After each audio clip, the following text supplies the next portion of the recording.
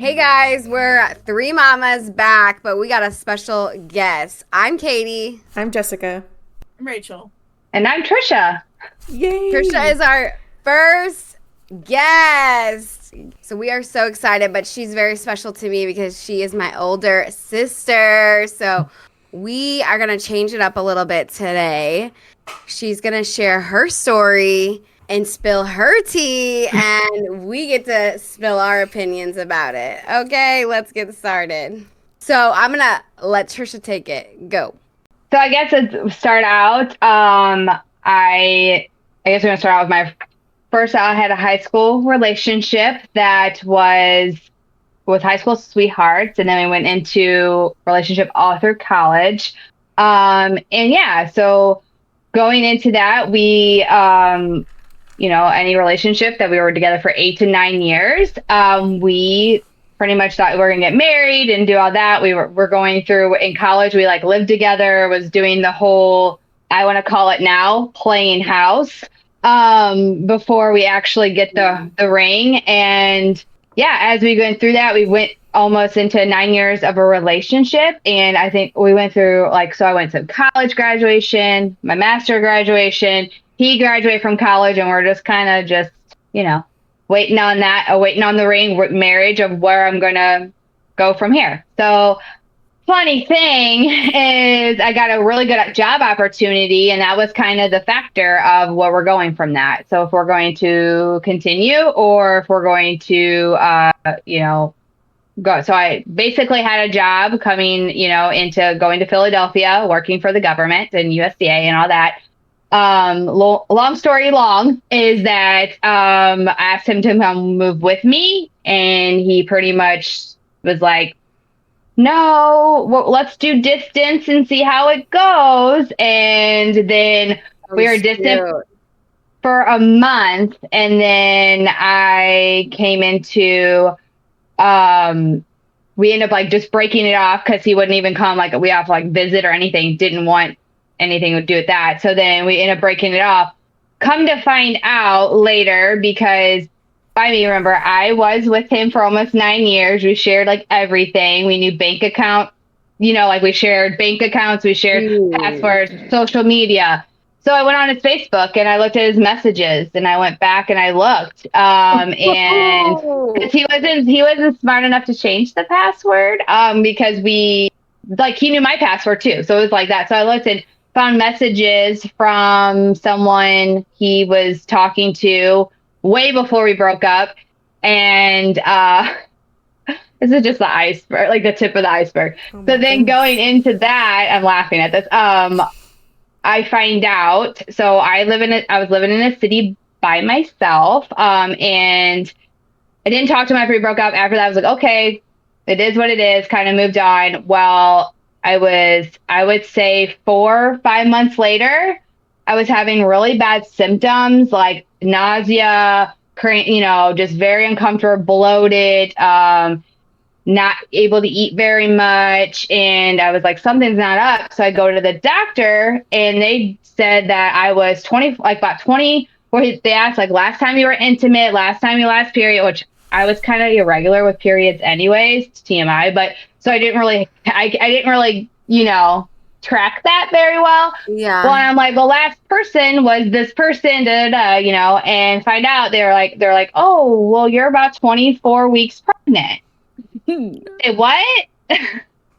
Oh my God. So then I go and I call him, and I was very curious about the situation. I was like, hey, you're driving? Can you want to pull over? I even remember that. This is how many years ago? I'm going over. Yeah, it was 2012. So yeah. So I was like, that's how long ago. And I was like, can you pull over? First two questions. One, is it mine? And I was like, okay. And two, well, I'm in a relationship right now. What is this going to do with me? And I was like, okay, well, that's, where I got out of it. Okay. So we started talking, I was like, well, 2 weeks, I'm supposed to have an ultrasound, the whole thing when having a kid. Go in, and plot twist, come find out I was not pregnant. I was diagnosed with a ovarian mass. At that time, it was the size of a softball or bigger. It was a little bit bigger than softball. But because that mass does produce ACG or ACG, whatever the hormone, pregnancy hormone. And yeah, so basically it was tests were showing up I was pregnant. And it comes out I was diagnosed with ovarian cancer. So next thing I remember is that he call him up and tell him, well, you don't have to worry about me having a kid or pregnant anymore. I was just diagnosed with cancer and had nothing to say. Complete silence, nothing, didn't reach out, did nothing with that. So yeah, that was going into that, which came into more tests, later. I'm lucky it was caught pretty early. Procedures and all that. And then I was diagnosed again because it came back. Then I had to do chemo. But the biggest thing too with that was I didn't hear no reach out, nothing. That's someone when you're with for like 9 years. So it was very, very hard to deal with that. And the audacity so then his girlfriend at the time had the courage or I don't know what you would call it, to contact or message me on Facebook and say, I lost a child, I had a miscarriage, so I know how you feel on having to go through all those procedures or that. And I just was like dumbfounded. I was like, how I was diagnosed with cancer. Yeah, I was diagnosed with cancer, and you want to say because not that I'm not really miscarriage. Like I get like I've never been through it. I don't know. Those feelings are validated. I'm just saying that you've never been diagnosed with cancer at the age of 25, and now you have to figure out when you want to have a family. So that was a short version. Yeah, that was layered. There was a lot of layers in that one. Mm-hmm. Yeah, we need to break that apart a little bit. Well, that beginning part reminded me a lot of a relationship. My big relationship when I first moved to Arkansas. Just a little bit, not as intense because yours was 9 years. It's only 2.5. So 9 years. But I feel like that was a long time to be together at how old was I? Like 22. Like being with someone for 2.5 years was a long time for me. It was my first long relationship, and I wanted to, like you, take your job and move and all that stuff. Like I wanted to progress from living as like roommates in someone else's house, and I wanted us to get a place of our own because we'd been together for 2.5 years. I was getting older. I was tired of sharing space with everyone, and he just kind of wanted to live the same boring life. For lack of a better term. Yeah. And so I took it upon myself without talking to him, applied for an apartment, and moved out. So like, that's like, I get that, like just someone being like someone that you've trusted, spent a lot of time and effort and work and mental health into. And they're just like, no more. Well, I think something like that's huge that Trisha and I have talked about is that I think a lot of people can relate to like moving in and like kind of like playing house a little bit and being like, oh, we're basically acting like we're married. But so then they have everything. They have that comfortability. They have that like living situation, that intimacy that you're playing your wife and husband without any real legal commitments. And so why would they? You almost have to, not always, but sometimes you have to do that grand, like, okay, no, if you're not going to do it, then I'm like with Trisha's story, like, I'm out. Like, you're either coming or you're not, like, because you're not committing. I think that was a huge, like, thing that was like, I feel like a lot of people deal with that. They get like that complacency. Yeah, and they just get to a point, they make you think one thing for this whole time that, hey, we're the real deal. And then when it gets time to take another life step, they're like, I don't want to. Yeah. I mean, they always do say, if someone can steal your man, then they were never really your man. Mm-hmm. That man was never really yours. That's what they always say. So good riddance to that. If she could take him, then, he was never really mine. And that's the thing, too, is that she was also married. So, sorry, it gets even better. She was also married. She was actually, that's what she was saying, the whole, like, pregnancy thing. She was actually, when they first talked, in messages because like from the first messages to she was pregnant with her husband's, and then she lost, had a miscarriage or whatever. Yeah. Yeah. I mean, and also too, like looking back on it, like I always look at that kind of situation and I'm like, well, if we didn't break up, we stayed together, I was diagnosed, would he just been with me just because of that? And where would it have led? Where I'm at now, it never got to where I'm at, meeting my husband, and all, adopting 3 girls. So that's why I look at too. It's like things happen for by just, yeah. Yeah. I mean, it's crazy. You got to go through that to then, my sister adopted triplets that are like 2, newly 2 in May. Like, so it's like, you would not, if you didn't go through cancer, all that didn't happen, you wouldn't be where you're at now. So it's like, but woof, those 20s. Yes. That's some bad 20s. Yeah, that's wild to me. But yeah, I just think that there's a lot of like lessons, I think, in that. I think a lot of people like that have loved ones too. I think as you were like entering in your next relationship too, that through all the stuff you were going through, I bet that was like difficult too. Like, because of that hurt, like the past, like, okay, what is this? I just went through all of that. Like, how do you move on from that? Yeah, and that's the thing is, I met my husband at the time, like after the second time, I met him between my 2 like diagnoses. So like I was first and then everything was good. And then I got re-diagnosed and we were dating at that time. So yeah, I mean, it was hard. Not only have you mourning like a long like relationship, but then you don't have time for that because you're also now fighting. You're going through chemo. You're thinking about, okay, I'm losing my hair. Like that little stuff that when people say it's only hair, no, it's not only hair.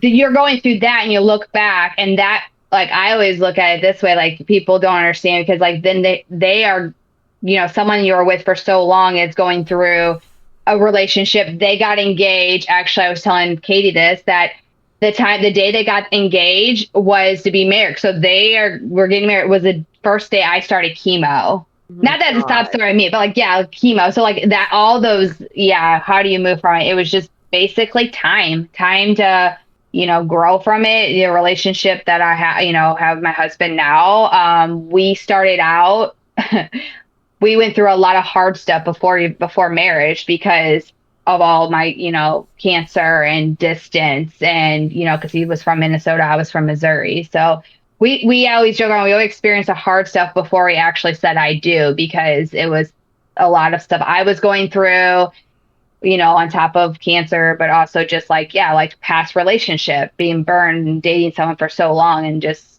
it didn't turn out the way you hoped to be. I feel like going through like hard times before getting married makes the marriage stronger.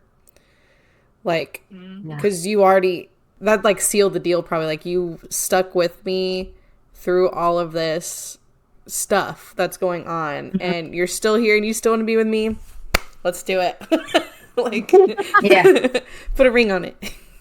Yeah. And that's, I mean, and there couldn't be like, he just basically, can put up with all of it. Because not only was I dealing with going that, but I was premenopausal. I was going through menopause at the age of 27. So someone that wants to, you have all these old, like, I already been through that. So dealing with that and all your, hormones and like after having kids, you have all those hormones. Like I was like getting bombarded with them, hot flashes, all this stuff.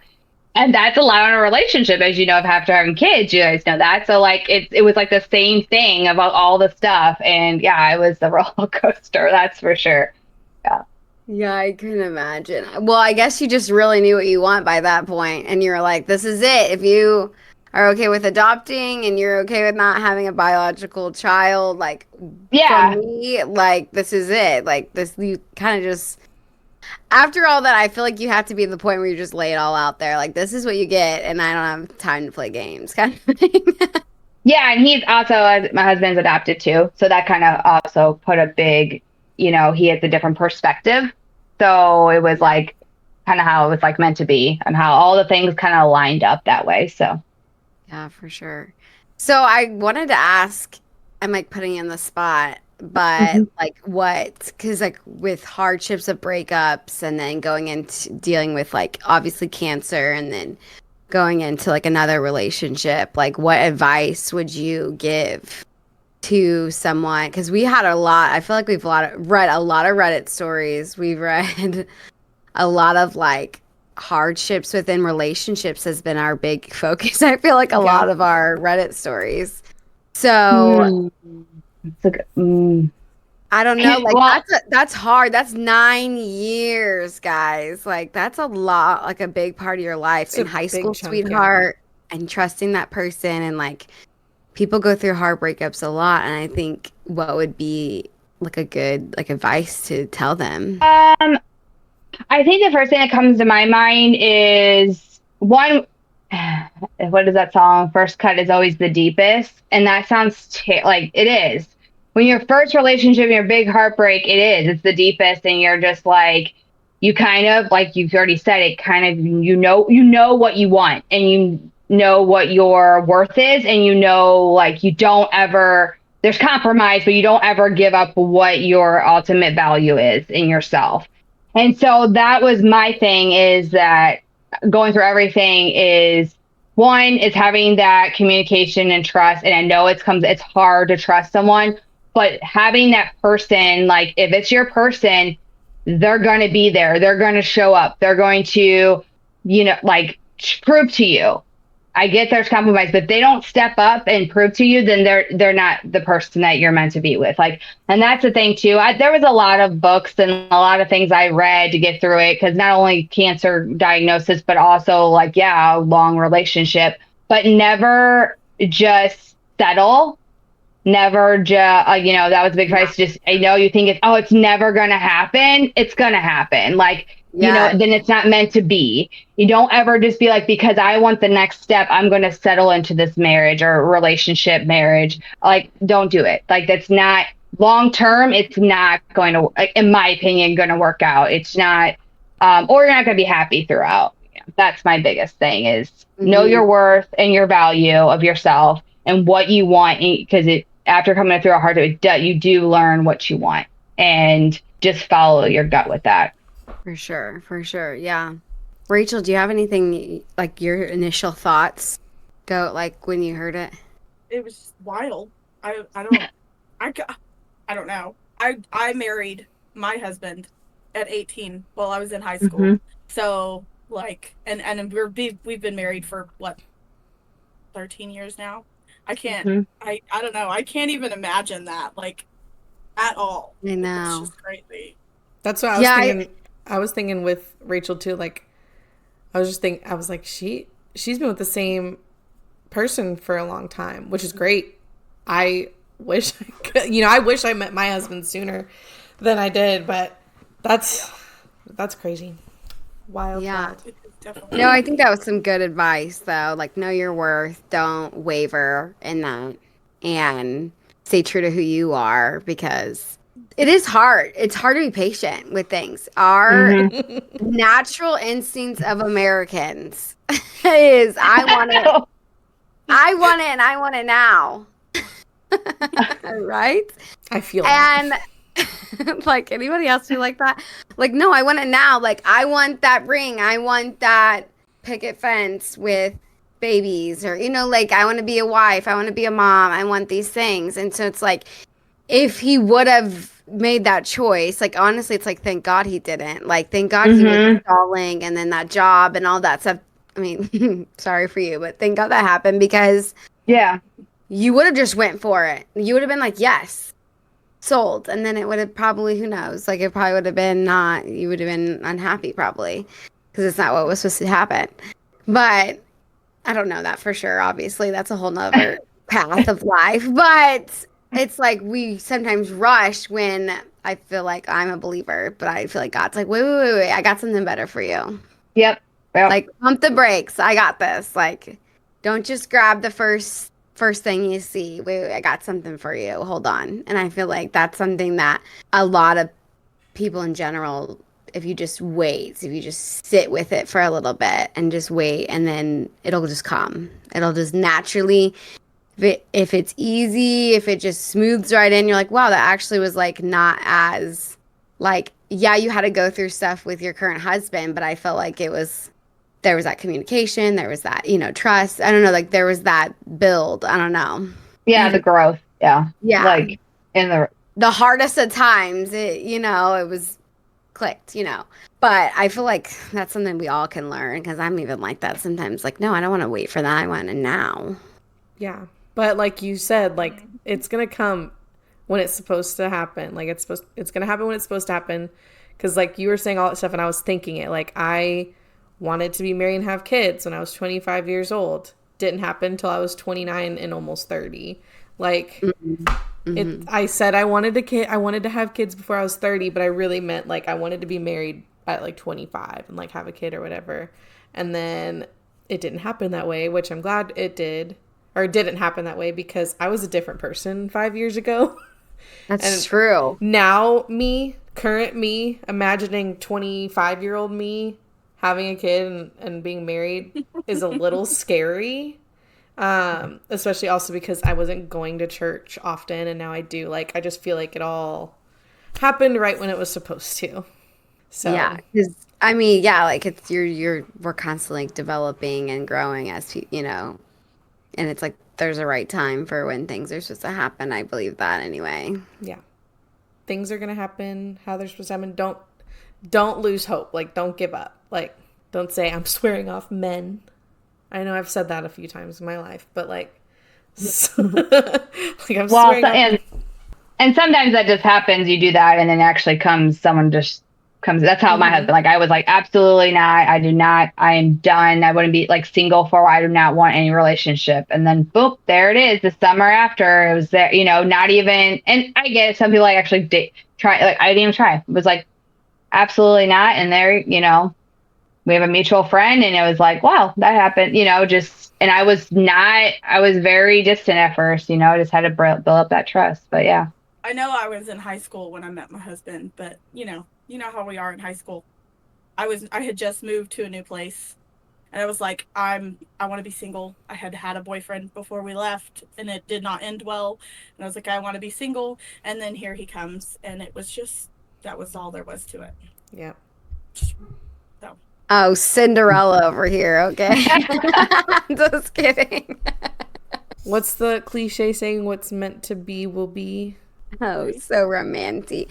I love hearing, that's why I like reading the Reddit stories. I love hearing people's stories, the chaos, the happily ever afters, thankfully, Trisha, you have a happily ever after, because if you were telling me you still had cancer, I'd be crying because you're my sister, but also. But yes.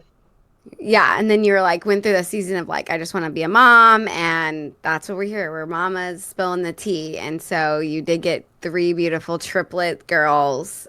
So it just like all works out like the way it's supposed to be. Yeah, it's crazy. It's just wild. Yeah. What is the saying? When you make a plan, God laughs because He's already have one plan for you, already set up. That's literally what it was. My life. That was like because I was the same way.